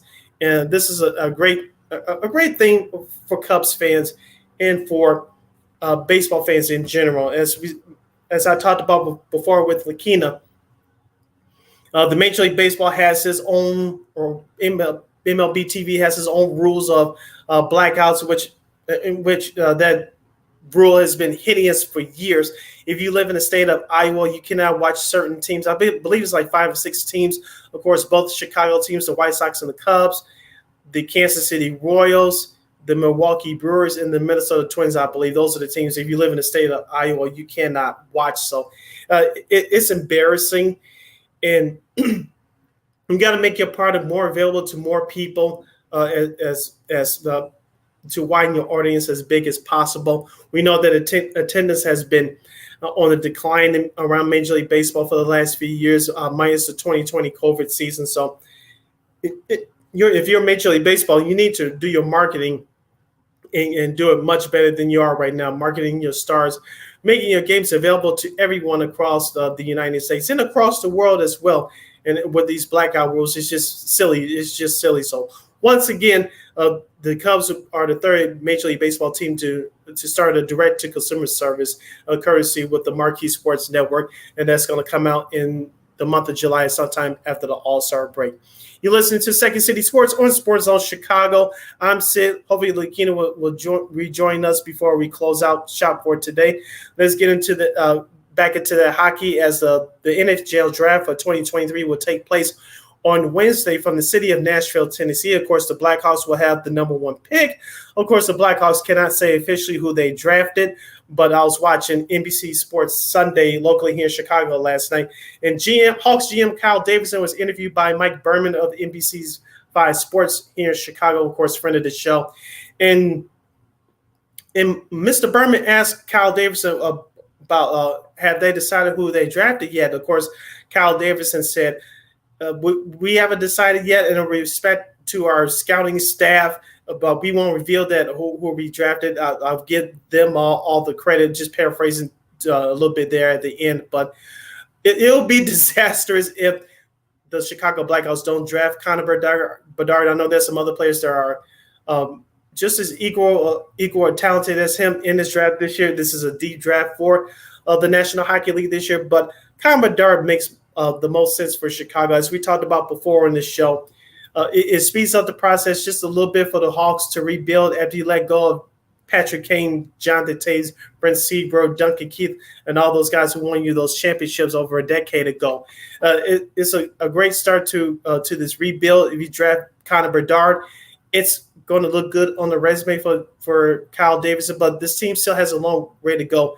And let's be honest here, this is a business move as well, because when it was announced over a month ago that the Hawks will have the number 1 pick in this year's draft, regular season ticket sales, both full and partial, went up a big percentage there. So Hawks fans, if you're a longtime Blackhawks fans, or you just jumping back on the bandwagon after those championship years, you want to see what the Hawks look like, because those teams that won the Stanley Cup the previous decade were fun to watch. And with the talent of Connor Bedard, who has a little bit of Connor McDavid and Patrick Kane in him, you want to see what this guy is made of, first of all. And number 2, you want to see, how Kyle Davidson puts a better team around him. You got to put some veterans around him to help Connor adopt himself into the NHL game. Of course, he's 18 years old. If you've seen him in interviews already, he's well-spoken, and he carries himself like a professional. And that's what you want a guy like that to represent your organization. And having a polished star like that with the talents of a veteran-like presence already, it's only going to help him grow. And hopefully hopefully the Blackhawks can market him not only to the hockey fans here in Chicago, but other fans involved, so they can get used to him and help grow the game a little bit more. Hopefully the Hawks will start winning again and draw some more fans to go back into the United Center this coming fall for the 2023-24 season. Going back to baseball, just quickly before we hopefully get to close out for Old School TV Monday. Of course, the White Sox, as we mentioned, they start their 7-game road trip on the West Coast. They have 4 against the Anaheim Angels, 3 night games, including starting tonight. And they have an afternoon game on Thursday. And, of course, they go to Oakland. The Friday night game is a night game, of course, is Saturday. And next Sunday will be afternoon games. Of course, the White Sox still trail the Minnesota Twins by 6 games in the AL Central. They've been terrible on the road this year. They have a better record at 500 at home. But as I said to Lakina in the previous hour, the Sox need to go at least 5-2, 4-3 at worst to salvage a winning record on this road trip. They need to show they can be consistent on the road. There are a few games under 500 away from Sox Park. And you talk about guys that are heating up with the bats. Luis Roberts heating up with the bat. Jake Berger, Yasmani Grandal had a home run over the weekend against the Red Sox. So it's been the starting pitcher in the bullpen who's been improving over the last month for the White Sox. That's been keeping the Sox barely afloat, but they still have a lot of work to do. Let's see if Lakina decides to rejoin us after her audio issues. Lakina, are you there? I'm here. I'm back. Okay. I want to get your thoughts about Connor Bedard. Yeah, I want to get your thoughts about Connor Bedard hopefully being selected by the Blackhawks on Wednesday. As I previously mentioned before you rejoined us, that it'll be a disaster if Connor Bedard is not selected by the Blackhawks. Because remember, last month after it was announced that the Blackhawks will have the number one pick on Wednesday night's draft, all those calls to the United Center ticket office went up 1,000%. Both full and partial season tickets. If they don't select Bedard, the Blackhawks fans will be rightfully upset. Yeah, I think there will definitely be some anarchy there if they don't select Bedard. I think that's going to be fine. I think he'll definitely be one of those guys. They're definitely, like I said, ticket sales are already up at the UC, and I'm happy that that they got this chance to have to kind of do a lot of things to kind of like, look, are they still like at least a couple years away from being good from being playoff contenders. But I think, look, getting a generational talent, well, we'll see how he does. I mean, look, the Blackhawks have done pretty well with generational talent. You had like not one but two guys with Jonathan Tays and of course Patrick Kane as well. So it'll be interesting to see what he does for what I'm talking about Bedard does there. And of course there are rumors now that that Taylor Hall, who is a veteran left winger, is actually going to be going to Chicago. It looks like this is according to Elliot Friedman, who is a hockey blogger. He's saying that that Taylor Hall could be will be going to Chicago. So so things are good up for Mr. Kyle Davidson and the Blackhawks so far. So it should be interesting. Yeah, as I said before you rejoined us, Kyle Davidson needs to get veterans in here to surround Connor Bedard to get him used to the NHL style of game and getting used to how to carry himself as a pro, both on and off the ice. If you saw him in interviews throughout the playoffs, both in USA and in Canada, he is a polished individual. He carries himself very well. So he still has some learning to do, but I think with surrounding himself with the right veterans, I think he's going to be okay. Absolutely. So he's definitely very engaged. I'm talking about Bedard. So he's definitely one of those guys that could definitely be kind of like the face of your franchise. So I think, look, I'm sure that the Hawks going to we'll see what he does on the ice, but he definitely is a good one there. So what else did I miss while I was on? Your quick thoughts about the Cubs, Chicago Cubs joining. They're the third Major League Baseball team next to the Yankees and the Red Sox. Direct to consumer service. The Crane Kenny, who was on the score over the weekend, said that their service, courtesy of Marquee Sports Network, they're going to release it to fans sometime after the All-Star break. Direct-to-consumer service. Yeah, I think we're going to be seeing a lot more of that, I think, because like you said, people need options. So I think this is going to be interesting, to see if other teams start following suit. You want to have that, you still got to deal with the cord cutters. You're still dealing with folks who are preferring to have stuff like Sling TV and YouTube TV and those types of things. So this is going to be interesting to see if other professional teams, we've seen it with MLB. I know a couple other NBA teams are now doing it. So we'll see if other teams start following suit. And remember, with both the Blackhawks, the White Sox, and the Bulls, with their new TV deals are up like next year on NBC Sports Chicago. We'll just see if they decide to do something like this. So I'm sure a lot of teams will be looking at this. Yeah, and don't forget Jerry Reinsdorf. His group is now the full ownership of that sports online sports channel stadium, which their studios are inside the United States. So will he use that as a negotiate against NBC Sports Chicago around this time next year? We'll soon find out, but we'll have a long way to go before we get to conclusion of that one. Absolutely, and it looks like we may have a team for Hard Knocks. This is according to Mike Florio. That's one of the reasons why I was gone for a second. Of course, according to Mike Florio, a source told him that that it looks like the Jets will be the Hard Knocks team this season. So again, we'll see if this will be official, but at least for right now, it looks like the Jets are going to be the team for Hard Knocks, even after Robert Saleh said, no, we're not interested. So I guess the NFL is making them do it. Yeah, like we said before, for the last couple of weeks, with all those teams turning the league down, someone eventually is going to have to do it. So we're going to see Aaron Rodgers singing Taylor Swift songs. Of course, we mentioned Robert Saleh. He's going into his third year as head coach. You know as well as I do, if you don't win in your third year, you'll be getting a pink slip and link card. So there's going to be a lot of cameras on him as well. So it should be interesting. There's going to be a lot of eyeballs tuning to this one, especially because of Aaron Rodgers first and foremost. Especially so, Sid, yeah, let's go to old school TV Monday, please. All right, old school TV Monday as we conclude June, which is Black Music Month. Lakina, as the evolution of cable TV was taking place in the 80s into the 90s, especially musically. You had VH1, MTV, BET, and the fourth music channel was The Box, originally named the Video Jukebox Network. That's right. It was an American broadcast cable and satellite television network that operated from 1985 to 2001. The network focused on music videos, which, through a change in format in the early 90s, were selected by viewer requests via telephone. As such, unlike competing networks like MTV and VH1, the videos were not broadcast on a set rotation. The network was distributed on cable and satellite providers with additional carriage on over-the-air UHF television stations, mainly on lower power outlets.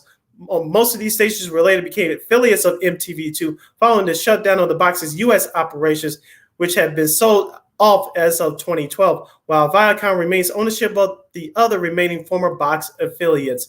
The Box's UK operations remain on the air today, now fully owned by the London-based Channel 4 Television Corporation. Lakina, real quick, I know we're up against it, but I remember watching those videos way back when. They had all genres of music from pop, rock, especially with R&B and hip hop. They had various artists, especially black artists back then. We were both the same age here. We couldn't dial that 900 number back then, but I would have gotten in trouble. Trust me, I would have gotten in trouble if I did back then. Remember, for our younger listeners and viewers, there was no social media, there was no internet, there was no cell phones, no smartphones, and none of that jazz. There was no texting nor sexting back then either. So you had to call the 900 number to request your videos. But I remember sneaking in a couple of times in the front room in my old mama's house to watch The Box. If the video wasn't shown at the time on MTV or BT, you always turn to The Box and wait patiently for your video to play. Those were great times back then. And the reason why I wanted to celebrate the Box TV network today, they broke a lot of videos, especially in the game of hip hop back then. They were eventually shown on MTV and BET. Yeah, it was actually because of that, because they were so popular on there that that a lot of them didn't have a choice. Both BET and MTV didn't have a choice, but to play some of those. And look, exactly. I remember that channel, and like you said, I mean, it was one of those channels where it kind of like you could definitely say it was kind of like I said, iTunes before iTunes, or yes, some of the other various ones, before Napster, Pandora, Pandora, Napster, Spotify, all those folks. And look, I mean, this is sort of like music television you control, if you remember that their slogan there. Us 90s kids, I mean, look, you saw some of those videos definitely wore you out, whatever the genre.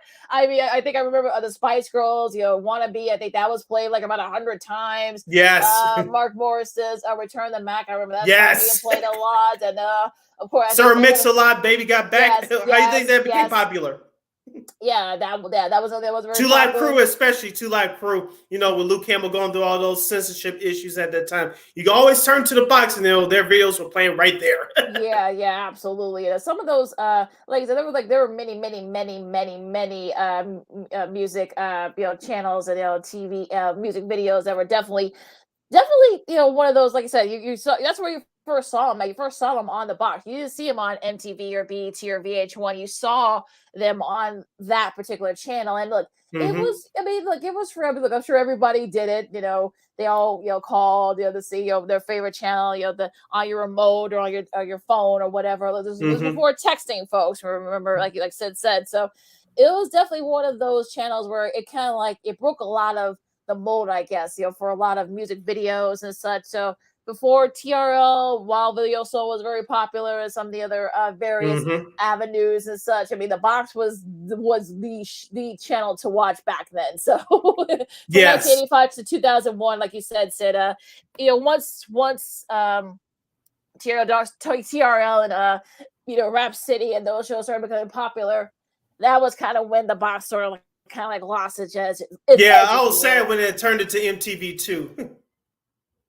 I was sad when it turned into MTV2. I was like, we can't go anywhere to go watch the videos whenever you want. You could, that channel operated 24 hours a day, 7 days a week, 365 days a year.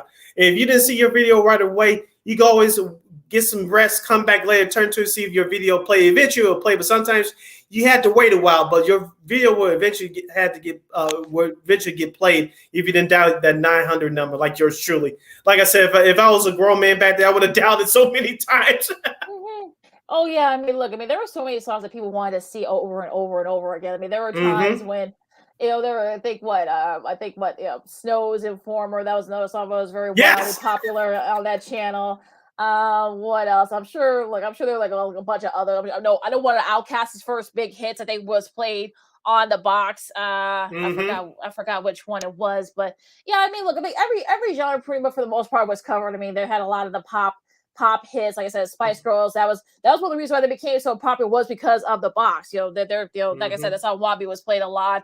NSYNC, one of their first songs was played a lot during that time. Backstreet Boys. Yeah, Britney Spears, Mandy Moore, Christina Aguilera. Yeah, right before that network shut down. Yep, that was like right at the tail end of that. So yeah, I mean, but it started all the way back in 1985. Like I said, for those of us, look, we didn't get cables. Like I said, we didn't get cables until around 1990. So when we saw that channel, like, wait a minute, there's actually such a channel where you can, request, if you will, of various your favorite music videos. Yeah, that's what you said. I can only imagine how that was for a lot of people. So, but yeah, I mean, it's gonna be, like I said, I mean, it's too bad we don't have this kind of thing now. Of course, like I said, we have Spotify and Pandora and iHeart and all those things. So, but yeah, the box definitely kind of set the tone, if you will. Like you said, you saw a lot, especially in the 80s, you saw a lot of hip hop, because there were still some, still MTV still wouldn't play a lot of hip hop songs. VH1 too, BET to some extent actually wouldn't play a lot of hip hop songs either. So that's when a lot of those songs started, coming.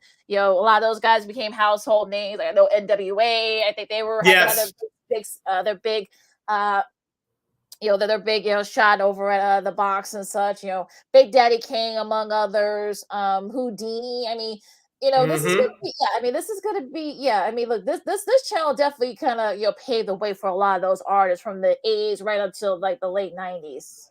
Yeah, so like I said, it broke a lot of ground, especially in hip hop at the time, from the up and coming artists to the establishing artists. And so we like to salute for our Old School TV Monday in the closing of Black Music Month, Video Jukebox Network, aka The Box.